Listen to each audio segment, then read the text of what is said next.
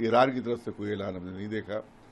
امریکہ کی طرف سے اعلان آیا ہے سیز فائر کا, لیکن ایک زیادتی امریکہ کی طرف سے ہوئی ہے اور امریکہ ہی نے حملہ کیا, اور اس کے بعد اس کے جواب میں ایران نے بہت زبردست حملہ کیا اور ان کے اڈوں کو تباہ برباد کر دیا ہے.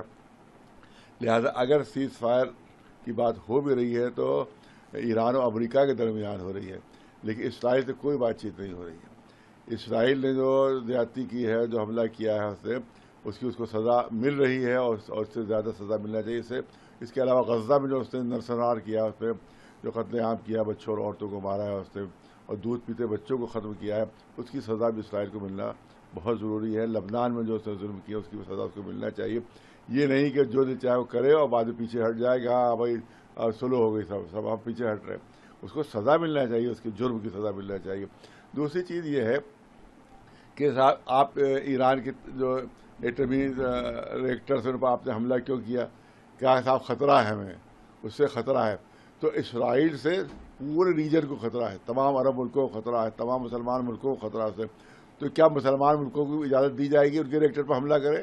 کیونکہ خود کو بھی تو خطرہ ہے. کہ اکیلے اسرائیلی کو رائٹ ہے, ادھیکار ہے کہ حملہ کرے کہ وہ خطرہ ہے؟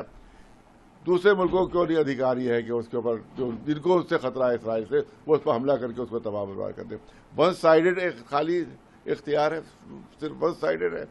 لہذا اس کے مطلب کہ ایران کو بھی پورا اختیار ملنا چاہیے کہ وہ وہاں کی جو ریئیکٹر پر حملہ کر کے ان کو تباہ برباد کر دے, وہ جس طرح سے اس نے حملہ کیا یہاں کے اوپر. تو اس کے ریئیکٹرز بھی تباہ ہونا چاہیے, اسرائیل کے ریئیکٹرز بھی تباہ ہونا چاہیے, وہاں کے ایٹمی تنصیبات جو ہیں ان کو بھی تباہ ہونا چاہیے, برباد ہونا چاہیے, کیونکہ پورے علاقے کو خطرہ ہے اسرائیل کے ذریعے سے. لہٰذا ون سائیڈڈ معاملہ نہیں ہے, معاملہ دوسروں طرف سے ہونا چاہیے. اور جو اس نے ظلم کیا, اور پھر حملہ خود اسرائیل, جبکہ بات چیت ہو رہی تھی, بات چیت کے دوران حملہ کیا گیا. اس کا مطلب ہے کہ بات چیت دھوکہ تھی خالی, امریکہ دھوکہ دے رہا تھا, بات چیت کا دھوکہ تھا, اور اسی درمیان اس نے حملہ کر دیا تاکہ ایران بے خبری میں مارا جائے وہ. اور اس کے بعد یہی ہوا کہ بہت بڑا نقصان ایران کا ہوا, کیونکہ انہوں نے ان کو بات چیت کے ذریعے تصور بھی نہیں تھا ان کو کہ یہاں پر حملہ ہو جائے گا. اسی لیے انہوں نے, اور اس کے بعد جو ریئیکشن انہوں نے کیا, تب اسرائیل کو اندازہ ہو گیا کہ ایران کی طاقت کیا ہے. ان کو اندازہ ہوا جب تباہی حتر مچی ہوئی وہاں کے اوپر, تب ان کو اندازہ. اب وہ ہاتھ جوڑ رہے ہیں کہ صاحب معاف کر دو ہمیں, معاف کر دو ہمیں. نہیں, معاف کر دو, جس سے غلطی کی ہے اس کو سزا تو ملنی چاہیے اس کو, اور سزا مل رہی ہے اس کی. آدھا اسرائیل تباہ ہو چکا ہے, ہاف آف دا اسرائیل جو ہے ڈسٹرائڈ, تو اس کی سزا اس کو مل رہی ہے. دوسری چیز یہ, کوئی بھی گول جو انہوں نے طے کیا تھا اسرائیل نے حملہ کرتے وقت, تو امریکہ نے جو اس کو اکسایا تھا حملے کے لیے, کوئی گول ان کو حاصل نہیں ہو سکا. ٹوٹل 100% ایران کی جیت ہوئی ہے, اور وہاں کے جو رہبر ان کی جیت ہوئی ہے.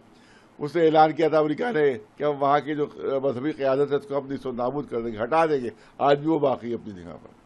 انہوں نے کہا تھا کہ ان کے جو وہ ہے ایکٹیو ریئیکٹر تباہ کر کے ان کو پیچھے ہٹے دیں گے. آج بھی وہ اعلان کر رہے ہیں کہ ہم بنائیں گے, اس سے فائدہ اٹھائیں گے. ہم ایٹم بم نہیں بنائیں گے, لیکن پبلک کے لیے اس ایٹمی ریئیکٹر سے وہ فائدہ اٹھائیں گے. لہٰذا اس میں بھی پیچھے نہیں ہٹا.